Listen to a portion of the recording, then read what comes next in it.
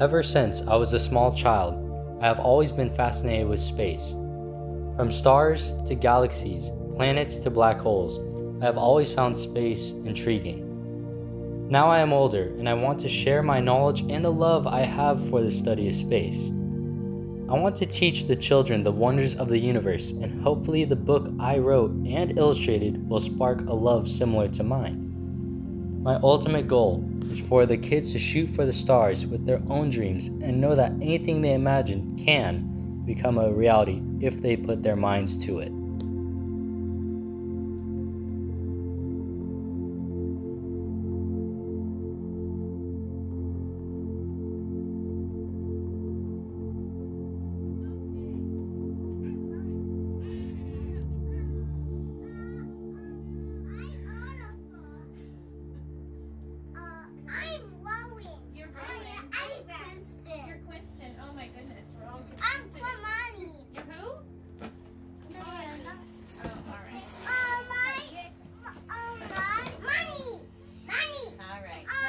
Good morning.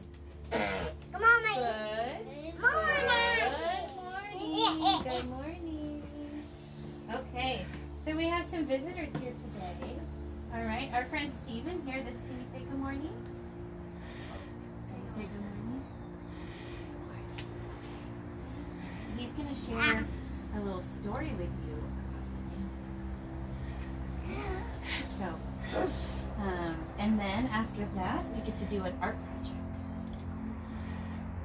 All right, you all up for that? Okay. Very good. Whatever you do. Hi guys, my name is Steve, like you guys know. I made all of these pictures by myself, using markers and pencils to do. What do you guys know about planets? Oh, outer space. Yes. Planet. Yes. So. Earth. No, about olive. No, about Walnut. No, you're olive. So here's my depiction of the sun, or my drawing. Did you guys know that over 1 million Earths can fit inside the sun? You guys know that? And it takes 8 minutes for light to reach us. So the sun, the Earth is so far away, it takes 8 minutes for the light from here to reach us. You guys know that? What can you guys tell me about Mercury? It's close to the sun, so it's very hot. Yeah. I'm gonna go back. Anyone else?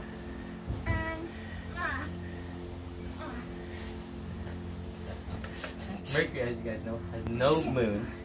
It takes 88 days to travel around the sun. The moon! Yes. It's like the moon in size.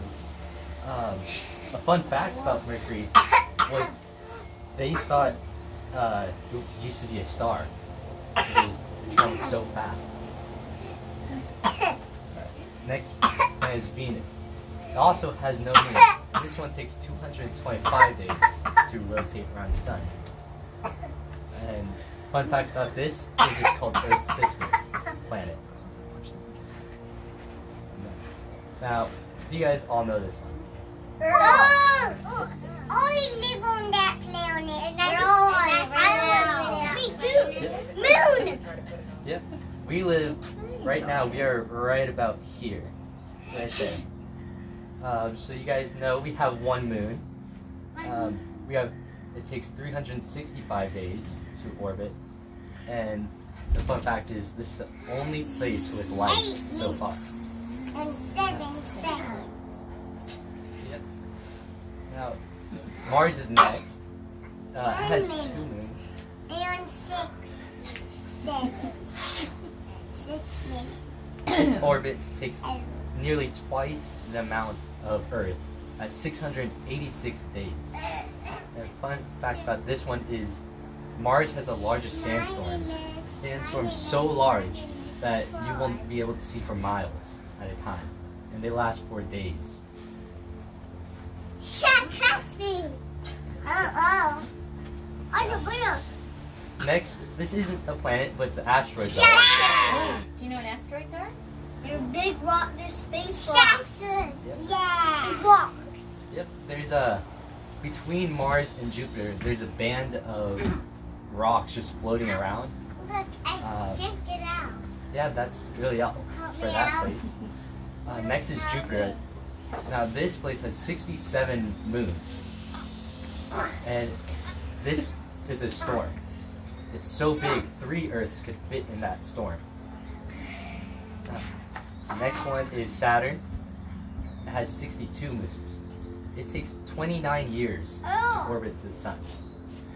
And as you guys may know, it has the largest rings. All the gas giants like Jupiter, Saturn, Uranus, and Neptune all have rings. With a ring Oliver, on. where's your hands? Hands. Uranus is the next one with 27 moons. And It takes- 7 years. Yep. It takes 84 years. And 84 years. She's gonna retain backstory. And cool. The odd thing about Uranus is it spins on its side. So if we go back to Earth, you know, we spin. This is the equator, right? You guys know that's the middle. The middle is kind of middle, but for Uranus, the middle is not this. It's this because it fell onto its side. Now, the next planet is Neptune. It only has 14 moons. It takes 164 years to orbit the sun. And this, Neptune has a great dark spot, which is like Jupiter's storm, which is smaller size. But another fact is the winds are so fast. This is actually the highest.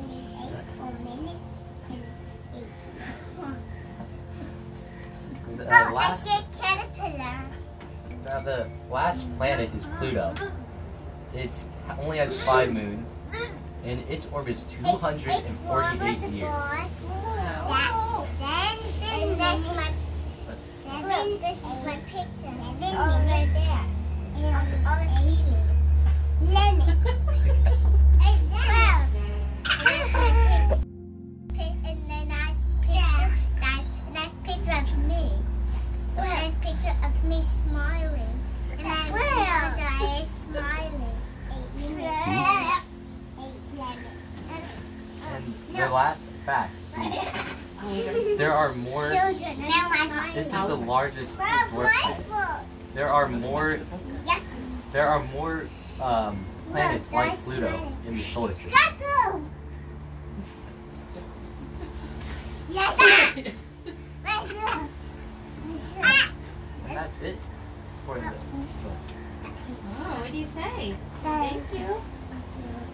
Now, for our project, we're going to be, you guys are going to be drawing your own planets. What it would look like and using your own colors.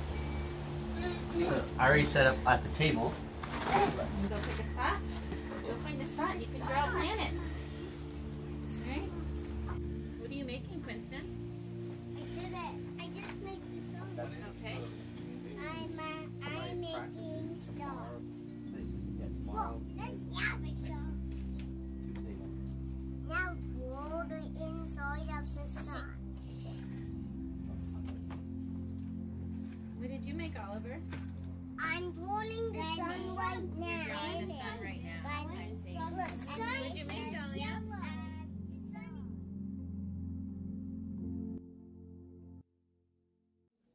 Okay, you got it.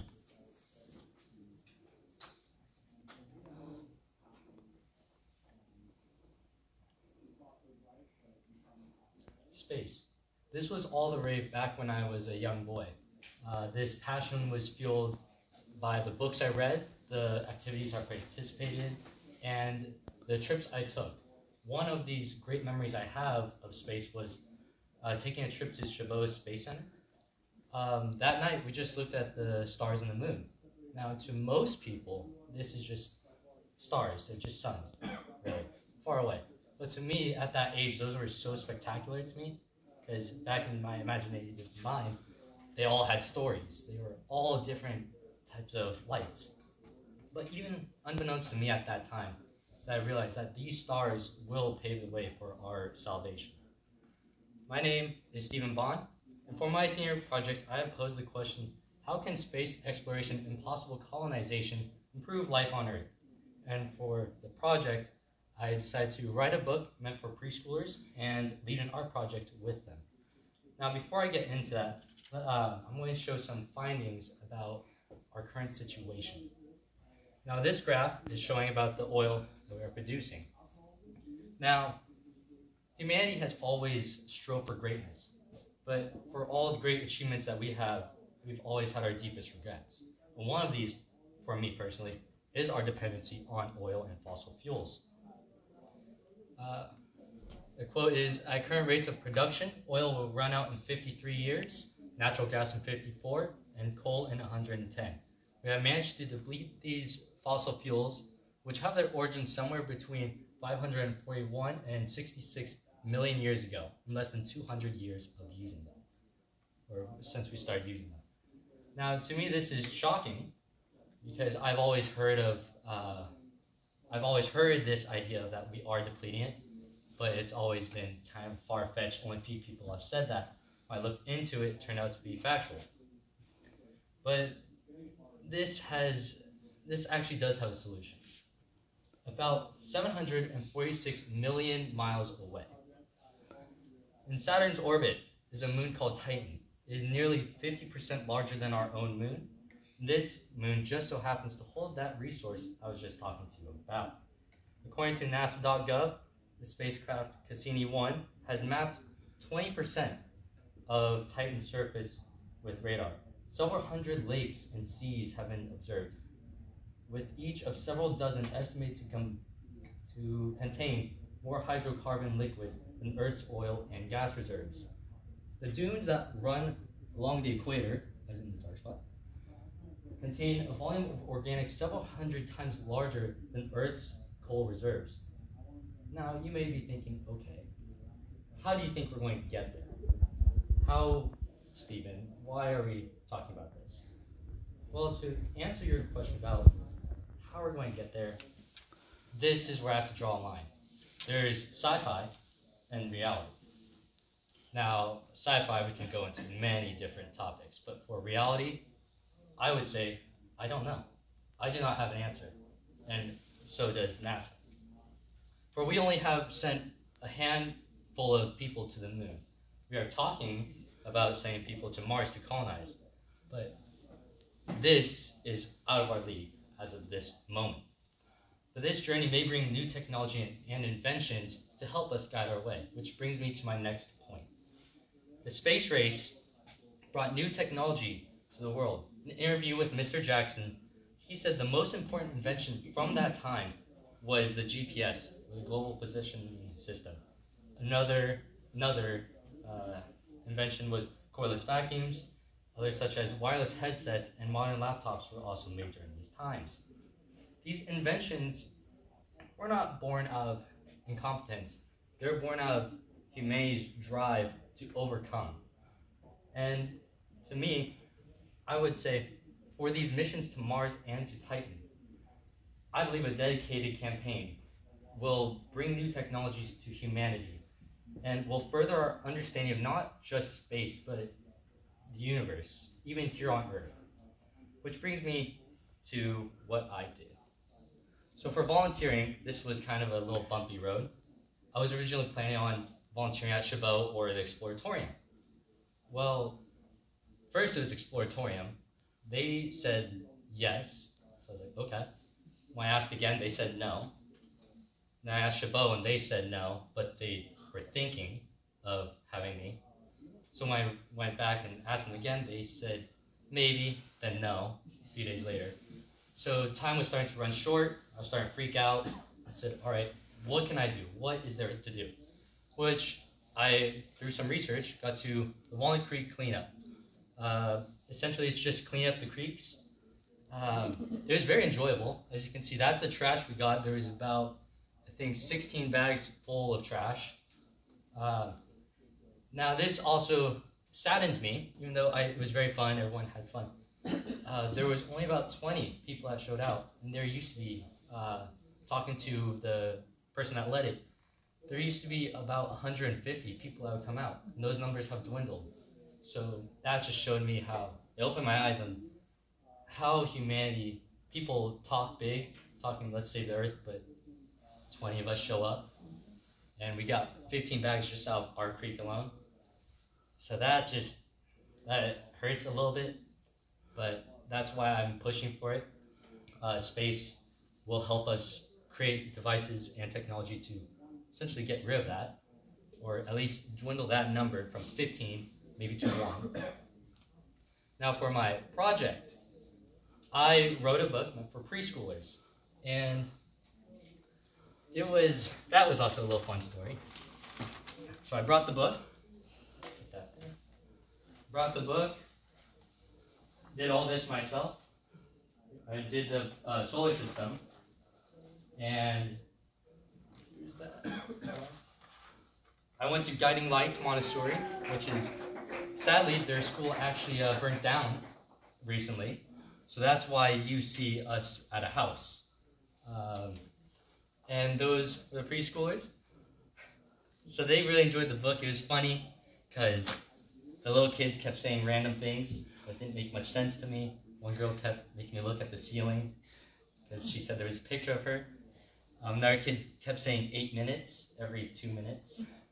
So it was very fun. The art project, I told them to draw their own planet. So a girl drew, I believe, Saturn. A person drew the ocean. Another kid just got a stamp and said, "I love you," about 10 times. And then a sun 2 times, and I think a black hole. Not entirely sure. But it was super enjoyable. The kids were very fun. I'm not really comfortable with talking to kids, young kids at least. I just don't know what to say to them. They were very nice. They meant good. After we did that, they just went on the trampoline and kind of just left. So for my experience, like I've stated, it was very enjoyable. It really pushed me out of my boundary. Do I consider doing this space really in the future?